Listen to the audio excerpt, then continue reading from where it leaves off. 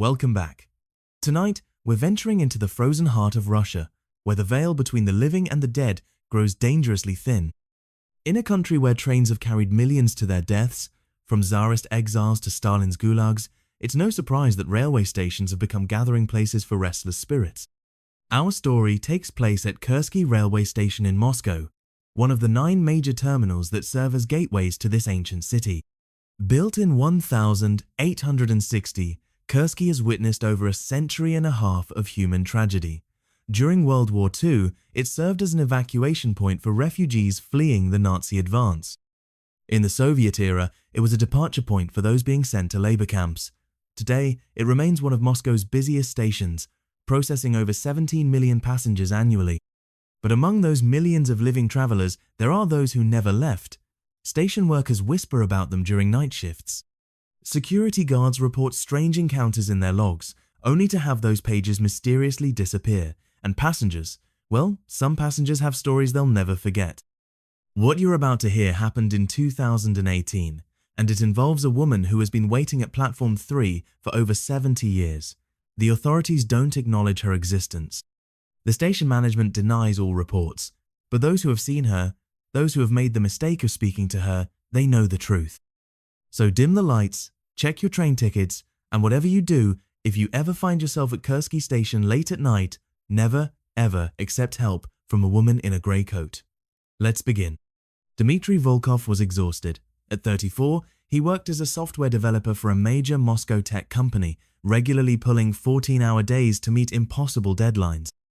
On this particular November night, in 2018, he'd stayed until 11:47 p.m. debugging code, missing the last direct train to his apartment in Mytishki. The Moscow metro had already closed, leaving him with one option: take the commuter rail from Kursky Station. These late-night electrichka trains were notorious, crowded with drunks, homeless seeking warmth, and exhausted workers like himself. But it was either that or an expensive taxi ride he couldn't afford. Kursky Station at midnight was a different world from its daytime chaos. The Grand Hall, with its soaring ceilings and Soviet-era chandeliers, felt cavernous and oppressive. Fluorescent lights flickered, casting shifting shadows across the marble floors. The few passengers present moved quickly, eyes down, eager to escape the oppressive atmosphere. Dmitry checked the departure board. His train to Mytishki wouldn't leave until 12:34 a.m., a 36-minute wait. He found a bench near Platform 3 and collapsed onto it, pulling out his phone to pass the time. The battery showed 12%. Damn, he muttered, remembering he'd forgotten his charger at the office. He'd have to conserve power for the journey home. That's when he noticed her. A woman sat at the far end of the platform, perfectly still. She wore a grey wool coat, the kind that had been fashionable in the 1940s, with a matching grey headscarf tied under her chin. Her hands were folded neatly in her lap, and she stared straight ahead at the empty tracks. Something about her stillness was unsettling. In the 15 minutes Dmitry had been sitting there, she hadn't moved once, hadn't checked her phone, adjusted her position, or even blinked that he could see. She was like a statue, frozen in eternal waiting. The platform was nearly empty. Besides Dmitry and the woman, there were only 2 other people, a drunk man sleeping against a pillar and a janitor slowly mopping the floor with mechanical movements. The silence was broken only by the distant rumble of freight trains and the rhythmic squeak of the mop. Dmitry tried to focus on his phone, but his eyes kept drifting back to the woman. There was something deeply wrong about her presence. The air around her seemed colder, and despite sitting 50 feet away, he could feel it, a bone-deep chill that had nothing to do with the November weather. His phone buzzed. 8% battery. The screen flickered, showing static for a moment before returning to normal. Electronic interference was common in old stations, but this felt different. The static had formed a pattern, almost like a face. When he looked up again, the woman had turned her head. She was looking directly at him. Her face was pale, almost translucent under the harsh platform lights.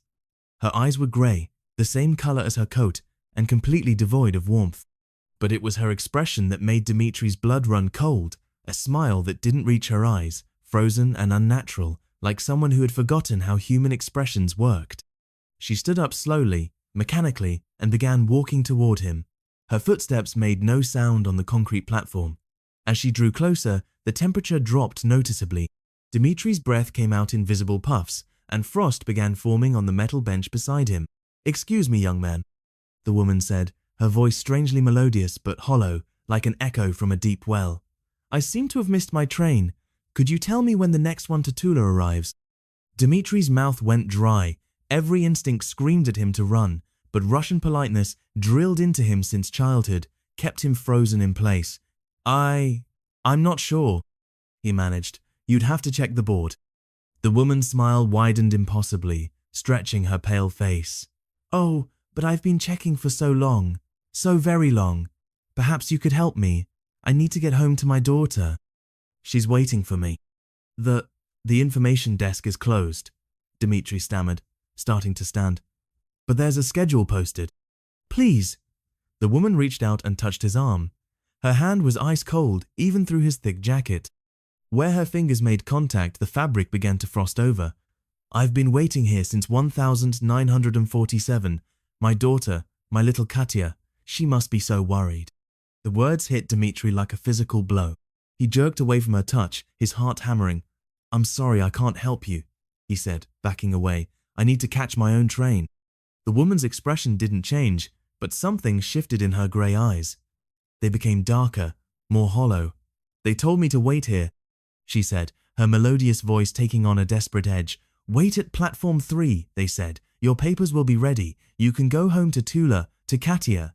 But the trains, they never stop for me. They pass right through." Dmitri continued backing away, but the woman followed, gliding more than walking. The janitor had disappeared. The drunk man remained motionless. They were alone on the platform. "Do you know what happened in 1947? The woman asked, her smile finally fading. "The hunger, the arrests, they came for my husband first.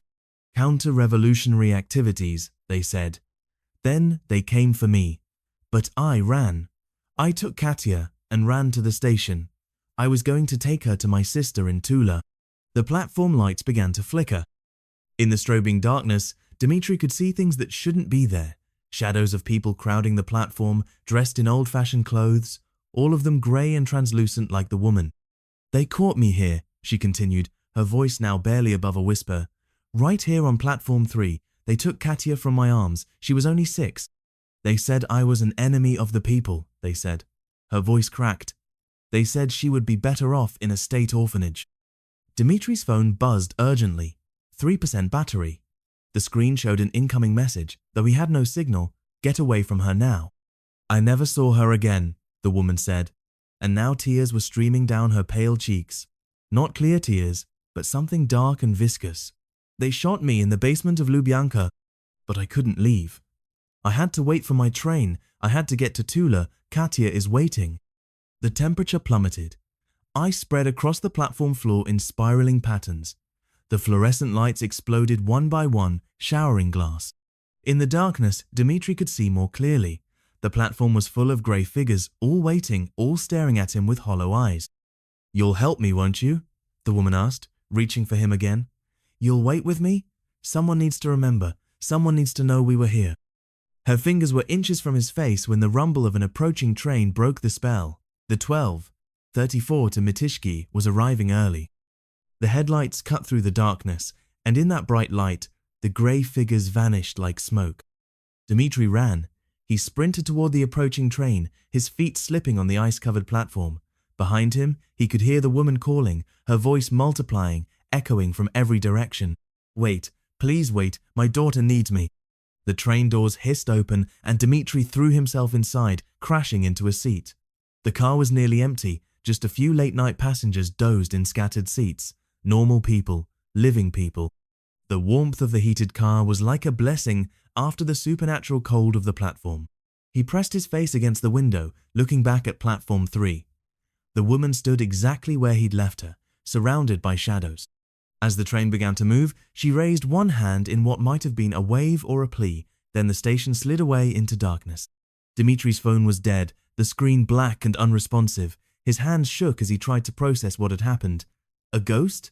A hallucination brought on by exhaustion. But the frost on his jacket was real. The cold that still clung to his bones was real. An old woman sitting across from him leaned forward. She had kind eyes behind thick glasses and wore a heavy fur coat despite the warm train car. "You saw her, didn't you?" she asked quietly in Russian. The grey woman on platform 3? Dmitri could only nod. The old woman crossed herself. My grandmother used to work at Kursky Station as a cleaner in the 1960s. She told me about the grey woman, Elizaveta Mikhailovna Petrova. That was her name. Shot in 1947 for trying to flee Moscow with her daughter after her husband's arrest. But her spirit, it never left the platform. Why? Dmitri whispered. Why is she still there? Because she's waiting, the old woman said simply. In her mind, she never died. She's still waiting for that train to Tula, still believing her daughter is alive and waiting for her. Time stopped for her in 1947. She doesn't understand that 70 years have passed. That her daughter, the old woman paused, pain flickering across her face. That her daughter died in the orphanage 6 months later. Pneumonia. She was too young, too weak from the hunger. The train rocked gently as it picked up speed, leaving Moscow behind. Outside the windows, snow began to fall, white flakes swirling in the darkness. Dmitri found the rhythm soothing after the terror of the platform. But why did she approach me? He asked. What did she want? The old woman's expression grew grave. You're not the first. Every few months someone reports seeing her. Usually they run, like you did. Smart ones always run. But sometimes, she lowered her voice, sometimes people don't run. Sometimes they listen to her whole story. They feel sorry for her. They agree to help. What happens to them? They disappear. The cameras show them talking to empty air, then walking onto the tracks just as a train arrives. The authorities call it suicide, but we know better. She takes them with her, you see, takes them to that grey place where she exists, neither living nor dead. They become shadows on platform 3, waiting for trains that will never stop. Dmitri shuddered, pulling his jacket tighter. The frost was finally melting, leaving damp patches on the fabric. How do you know all this? The old woman was quiet for a long moment, staring out at the snowy darkness. When she finally spoke, her voice was barely audible over the train's rhythm. Because my grandmother didn't just clean the station. She was sensitive to these things. She could see the dead. And she tried to help Elizaveta once, tried to tell her the truth about her daughter. But the dead don't want truth. They want their delusions, their hope. Take that away. She shook her head. My grandmother barely escaped with her life. Elizaveta's grief turned to rage. The platform was covered in ice for days. 3 people died in accidents that week. The train began to slow as it approached the first stop. The old woman gathered her things, preparing to leave. But before she stood, she fixed Dmitri with an intense stare. You were lucky tonight. She let you go. But she'll remember you now. Your face, your voice, your warmth. If you ever go back to Kursky Station, especially at night, she'll be waiting, and next time, you might not have a train to save you. 6 months passed. Dmitri found a new job with better hours, one that never required late nights. He took the metro when possible, avoiding Kursky Station entirely. The memory of that night faded to a dull throb, something he could almost convince himself had been exhaustion-induced hallucination. Almost. Then, in May 2019, his sister called. She was taking the overnight train from St. Petersburg and would arrive at Kursky Station at 11:45 p.m. Her car had broken down and she needed a ride home. Could he pick her up? Dmitri's blood ran cold. Take a taxi, he said immediately. I'll pay for it. Don't be ridiculous, his sister laughed. It's just a quick pickup. What's wrong with you? He couldn't explain. How could he tell his rational, no-nonsense sister about grey women and frozen platforms and shadows waiting for trains? She'd think he'd lost his mind.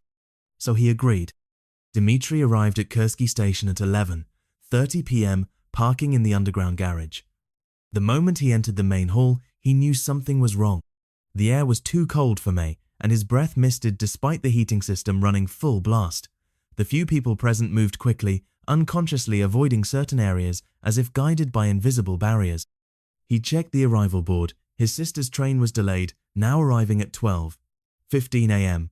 His heart sank. He'd have to wait, and he knew exactly where the train would arrive. Platform 3.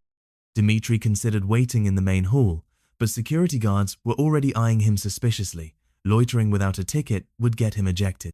Reluctantly, he made his way to the platform, every step feeling like a march to execution. The platform was more crowded than on his last visit, with perhaps 30 people waiting for various late-night trains. The normalcy should have been comforting, but it wasn't. Because there, at the far end of the platform, sat a familiar figure in grey. Elizaveta Mikhailovna Petrova, exactly as before, same coat, same headscarf, same frozen posture, waiting. Dmitri chose a spot as far from her as possible, surrounding himself with other passengers. Safety in numbers, he thought. He kept his eyes fixed on the arrival board, willing his sister's train to arrive early. 11:45 became midnight. Midnight became 12:10. The crowd thinned as trains departed. And then, with horrible inevitability, Dmitri found himself nearly alone on the platform. She turned her head. Their eyes met across the distance. Recognition flickered in those grey depths. Her frozen smile returned, wider than before. She stood. "You came back?" she said, and though she was 50 feet away, her voice sounded as if she were standing right beside him. "I knew you would. They always come back. The ones who can see." Dmitri backed toward the exit, but his path was blocked by shadows, grey figures materializing from the air itself. Men in Stalin-era military uniforms, women in threadbare coats, children in ragged clothes. All of them grey, translucent, waiting. "We've been here so long," Elizaveta said, gliding closer, "waiting for trains that never come, waiting for loved ones who are already dust. Do you know what it's like? To wait forever in a single moment? To feel time pass but never move forward?" The platform lights flickered and died. In the darkness, the grey figures glowed with their own pale light. They surrounded Dmitri, cutting off any escape. "Your warmth," Elizaveta whispered, now close enough that he could see the bullet hole in her forehead, dark and perfectly round. "We can feel it. The living are so warm, so full of time. Share it with us. Share your time. Help us remember what it felt like to be alive." Cold fingers reached for him from all directions. Where they touched, his skin went numb. He could feel his life force being drained, his time being stolen. His vision began to grey at the edges. Then, cutting through the supernatural darkness like a blade of sound, a train horn, the St. Petersburg Express, arriving at last. The grey figures recoiled from the sound, their forms wavering. Elizaveta's face contorted with rage and grief. "No!" she screamed. "Not again! I won't let them take another one!" But the train's headlights were powerful, blessed by the simple reality of the living world. They burned through the shadows, scattering the grey figures like smoke. Elizaveta herself seemed to dissolve, her final words echoing across the platform. "I just wanted to go home. I just wanted my daughter." The train doors opened. Passengers emerged, including Dmitri's sister, who found her brother collapsed on the platform, pale and shaking. She helped him to his feet, alarmed by his condition. "My God, what happened to you?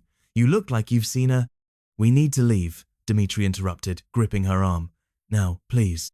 As they hurried away, he glanced back one last time. The platform was normal again, bright lights, living passengers, no sign of the grey figures. But in the reflection of a window, just for a moment, he saw her. Elizaveta Mikhailovna Petrova, still sitting on her bench, still waiting, forever waiting. They say she's still there today. Platform 3, Kursky Station, waiting for a train to Tula that will never come, for a daughter who died 70 years ago. And sometimes, on cold nights when the living world grows thin, she finds someone who can see her, someone warm, someone with time to spare. If you ever find yourself at Kursky Station late at night, remember this. The grey woman is real. Her name was Elizaveta Mikhailovna Petrova. She died in 1947, but she never left. She's waiting on platform 3, and she's looking for someone to wait with her. Don't let it be you. Because in that grey place between life and death, between past and present, time stops. And in that eternal moment of waiting, even the warmest soul can turn cold. The trains still run through Kursky Station. Millions pass through every year. But on platform 3, one passenger has been waiting for over 70 years.